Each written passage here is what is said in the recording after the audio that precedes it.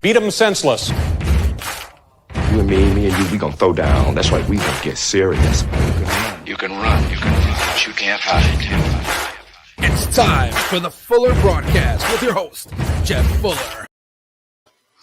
Hey everybody, welcome to the Fuller Broadcast 24/7 Sports News, live interviews with BKFC fighters, UFC, MMA, you name it. I get these fighters on my show to talk about their present, past, future fights they got coming up, their training and how they got there, and whatnot. You know what I do. So let's take my glasses off, get serious, and bring on BKFC fighter Ryan Jones. Hey Ryan, what's up, man? What's up, man? How's it going? It's going, bro. It's going. So thank you for being on my show tonight. Thanks for having me. Okay, so before you even started doing bare knuckle fighting and MMA or whatever promotion you were with, how did you get started into fighting? Man, I'm not gonna lie. I wasn't the most well-behaved kid growing up, and so I had anger issues and stuff like that, and so my temper got me into more fights than it should have. And I think that when I started training boxing, when I was about 15 years old, that kind of helped channel that aggression and kind of mellowed me out some. And then I just went from boxing to training MMA when I got older. So before you got introduced to bare knuckle fighting, what was your record like and training like from the other promotions that you were fighting? Man, I never took MMA as serious as I should have because I didn't really like the ground game. You put me straight on the mat doing jiu-jitsu, and I'm pretty good at it. You had me doing jiu-jitsu in an MMA fight, and it's like my mind would go blank. And so because I didn't enjoy MMA as much, I never took it serious. So my record definitely showed from that. So when you got signed on with the Go HC Combat, how did it feel to be signed with Fence and I forgot the other dude's name? Scott. Scott. I always forget him because I don't talk to him that much. So how does Scott's it feel to the be? quiet one, man. Scott stays like in the back in the shadows, real quiet, but super cool guy. So how did it feel to be able to work with the management team like that with Fence and all, bringing you to their management? Man, I never had a management team. I didn't even know nothing about a manager. I saw what they were doing for Quentin with his bare knuckle fights and stuff like that, and how it was changing the game for him. And so I always was like, I want what he's got. I want to be able to do that. And I know Vince and Scott were kind of skeptical to kind of sign me on because of my MMA career and everything like that. And so when they threw me that shirt after my first win for bare knuckle, and they're like, "Hey, we want you on our team," I did break down and cry backstage because I was so happy about it. I did like a big baby. And they say big boys don't cry. No, I cry. So so this would be your debut, April the 30th against Washington. Second Am I fight. correct? Second fight? Okay. Yes, sir. Hey, how you doing back there? Brooklyn. Stick it on the camera. That's my daughter, man. So, I didn't see your first fight, but so what's your second? This is going to be your second fight. So, what is it like to be facing Washington April 30th? This time, that last fight I had, my opponent, long in the fight I was hoping for to show what I'm able to do. I absolutely no clue anything about him. And so from that, I only started this fight because I'm excited to show everybody what I can do. And I thought people were underestimating me, and that's going to be their mistake, come April 30th. So how does it feel to be fighting for, before I ask you another question, so you know the Wi-Fi is going in and out, but we can still hear you talking. So don't worry about your screen freezing. So with being with BKFC, what does it feel like to be with the biggest growing combat sports in BKFC right now? I'm like a kid in a candy store. Later, man. Have a good one. I'm literally as happy as can be. It's true. And I know everybody says they're built for this sport and stuff like that. And I truly feel like I am. So it's a dream come true for me. I literally will take any opportunity that Nate Shook and David Feldman will give me. And I'm going to run with it. So, if they made this my last fight, I didn't get another opportunity, I was happy to have the opportunity. But if they give me more and more opportunities, I'm going to show out every time. Yeah, I just noticed that Dave Feldman's doing big things right now, bringing in more fighters. I just heard they signed another fighter today from MMA. What's her name? That Rose lady? I think Rose Perez or something like that. I think so. I can't remember her name. She has her own fan page. So with him getting ready to do fighters retention plan and everything, so David's doing some big things. So some of the fighters I've been watching, including you, which I saw your last fight, but I can't remember. That was like last month or something. I was trying to watch reruns. So with this sport's growing, where do you see yourself and what weight class you're going to be fighting at? Man, I'll fight any weight class. I won't go any lower than 175. I don't think my body can get there no more.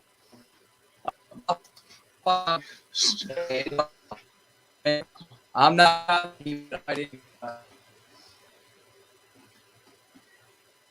All right, let's break it up here. Okay, so they just said it's Pearl Gonzalez. That's her name. Okay, Gonzalez. yeah. So it's like they're bringing in names that are popular in the UFC and MMA.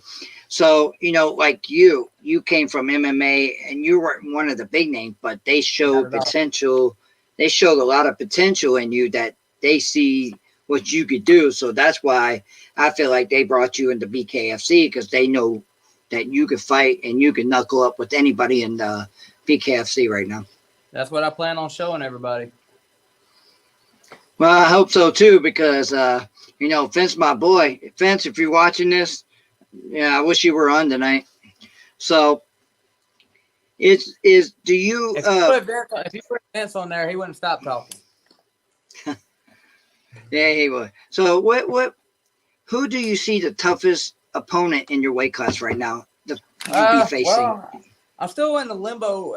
They're pushing for me to go 175. And right now I've been fighting 185, so I'm thinking 175 is going to be my weight class. I'm not real sure yet. So my toughest opponent, I got a weird mentality at it. I don't look past the fight in front of me. So my toughest opponent is always going to be the guy in front of me. And when I finish him, then whoever they put in front of me against is the toughest opponent. I got to look at it like it's my toughest fight each time. That's well said, man. Well said. I like how you said that. So, how's your training been going between the COVID-19 and not be able to train to the gyms now that most of the gyms are opening now? How do you feel your training's going now? Man, I train with Quentin Henry, and we all know what a monster he is. And so we trade sweat, blood, and all that the whole time. So we're kind of like, screw COVID, let's just punch each other. So training has been going like it ain't missed a lick the whole time. So let's talk about your opponent April 30th. How do you feel, or what you think this fight's going to end up? You're going to knock him out. I know I probably see you getting in the first round, knocking him out. That's my honest opinion. I mean, and I don't know the guy. I don't want to underestimate him, and I don't try to sound that way. I'm not a cocky little shit talker, but I got some pent up aggression from not being able to let it out and show people what I can do. So I plan on putting him out in the first, no later than the second. But I'll be able to let everybody know after I nail him with a good one and if he's still standing or not. I told somebody else, if I think it was a different podcast, that if I give a thumbs up in the first round, he's going down in the first. If I don't, then we might be there a little while.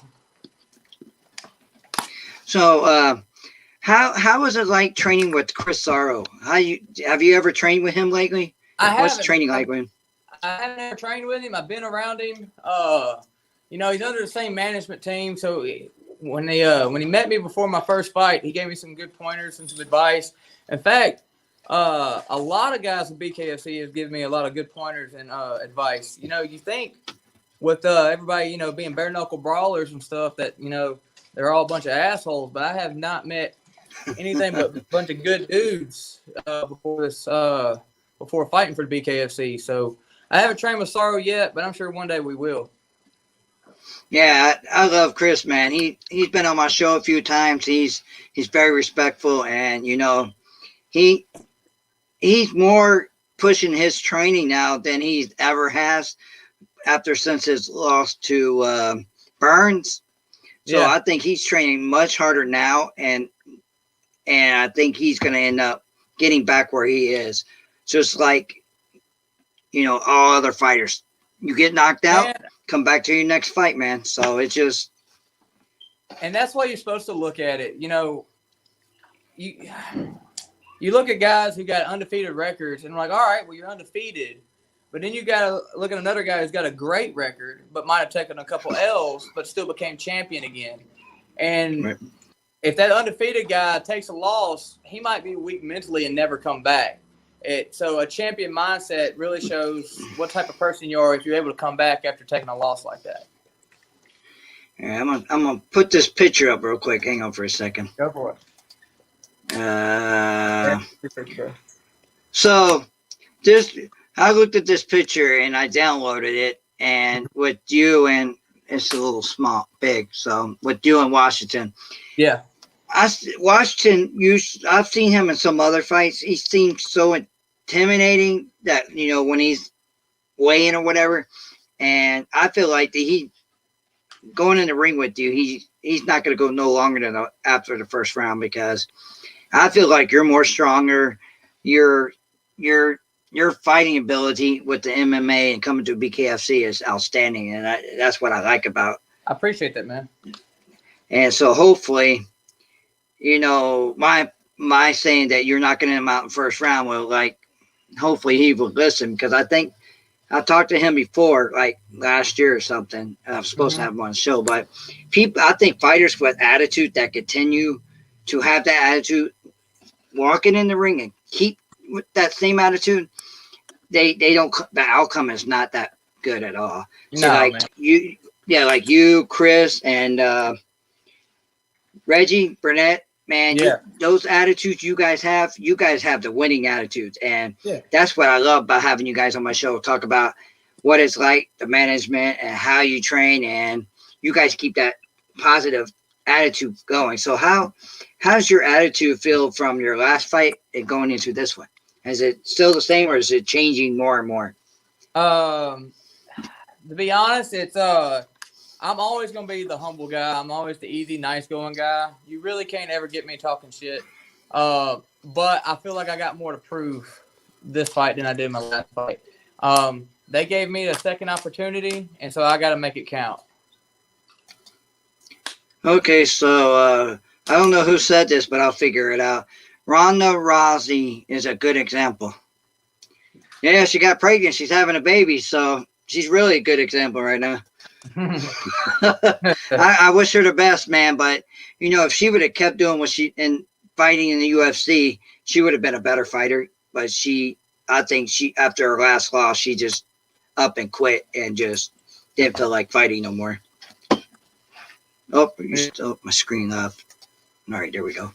So, with your fight coming around the corner, how's your training going? Is it going like in the middle, like slow, trying to not injure yourself, or are you just going 100% until your day of you weigh in? We're always training hard. We don't ever slack off. If we take a rest day, we just come back harder the next day. We just had a lot of good cardio just here a little bit ago. And when we're sparring hard, but we're also sparring controlled. So we get good solid rounds. But we don't slack up. We're pushing to be the best we can at all times. So we're having a management team like with Vince on your team.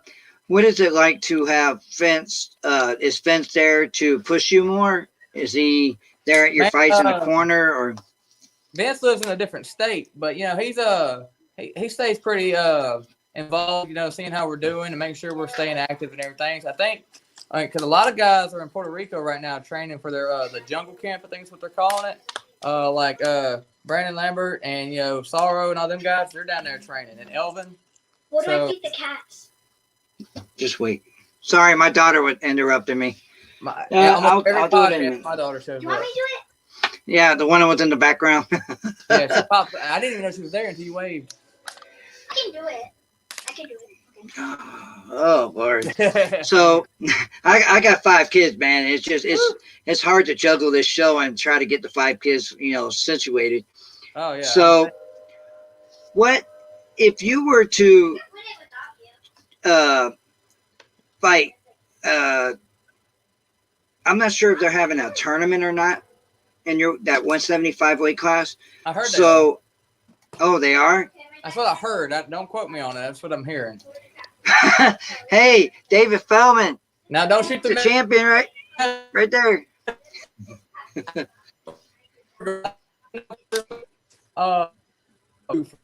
put me in the tournament. But if they did, I would take that up and run. So you know what? And I kind of like I like being the underdog, so I wouldn't mind being the unknown guy in the tournament that's slowly climbing the ranks to win the belt. That makes sense. Yeah, you do got a point on that one. So, what would you say to your fans, your coaches, your management team right now? What we're going to see from you in 2021? Fireworks, man. I like to come to fight. I come to put on a show. I don't really just come to win. Like my dream is to fight Chris Lytle. That's my dream, right? And I don't go around saying, I'd whoop the hell out of Chris Lytle. Chris Lytle would probably beat the brakes off of me. But if I gave him a good fight and put on a good show, I'd be happy either way. And so I come for people to be wanting to cheer me on and watch me fight again. So if I'm putting on a fireworks show every fight, that's what I want to do. That's ever some day one I started watching bare knuckle fighting, man. I see a lot of fireworks that ignite in that ring, and you will see a lot of bloody matches. You might not see any, with the first knockout.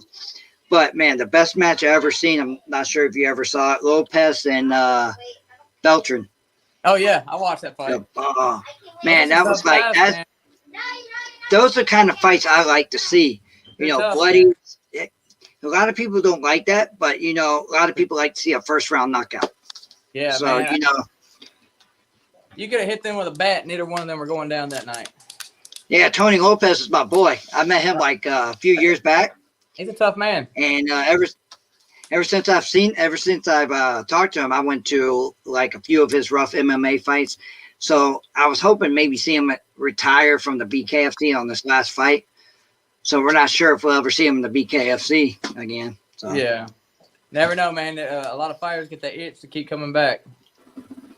I hope he does. So, all right, guys. So remember this. Go to Ryan Joe's page. You have your own fan page? I do. It's called Ryan the Juggernaut Jones. You can find it on Facebook. That's my Facebook fan page. So if you guys want to download the Bare Knuckle app, April 30th, download the BKFC app and watch all the fights that night, and also watch Ryan Jones take on Washington. Remember this, guys. First round knockout is what I predicted. I won't let you down, brother. All right, man. I appreciate you being on my show, taking the time. I know you got a lot of training to do, and you got your fight next week. So I wish you the best, and I'll be watching you guys. Man, appreciate you for having me. You're welcome, man. Have a good night. Thank you for being on full broadcast. Yes, sir. All right, guys. You heard it from Ryan Jones, BKFC fighter. He's been a little bit of training right now, so interview had to be cut short. I wanted him to be able to do his training. I appreciate Vince Anderson for letting him be in on my show, taking the time, bringing his fighters up here to talk about their upcoming fights, how they're training, and what we expect from 2021. So, as you guys might have heard, they probably are going to have a 175 tournament for the 175 belt. So let's keep an eye on that. Let's hear it. You might hear about it soon. So thank you, everybody, for watching a full broadcast show. Hang on for a sec. I want to show you guys something.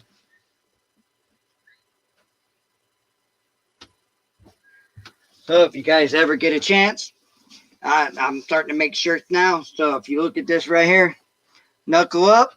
Friday night. Friday is fight night.